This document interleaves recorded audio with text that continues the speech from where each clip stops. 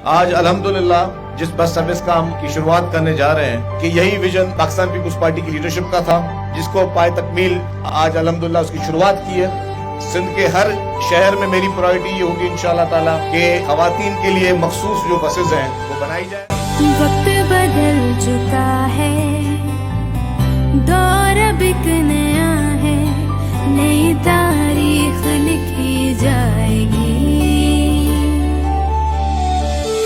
आने वाले कल में हर पल हर कमल में मुझको आके ही पाएगी। लाचार नहीं ताकत हूँ मैं, कमजोर नहीं हिम्मत हूँ मैं, मुझे अपने बुने हर ख्वाब को पाना है। मुझे आगे आगे जाना है,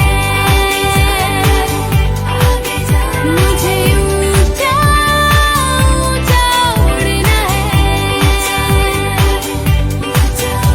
तो बहुत बहुत मुबारकबाद and thank you to Sindh government for finally thinking about women. बार बार यही बात एक हो रही है कि एक मास ट्रांसपोर्टेशन की बहुत ज़रूरत है इस मेगा सिटी को, और ख़ास तौर पे उसमें कुछ ख़वातीन के लिए हो एक्सक्लूसिवली अलहदा से, जिसमें वो सिक्योर फील करें, अच्छा फील करें टू ट्रैवल।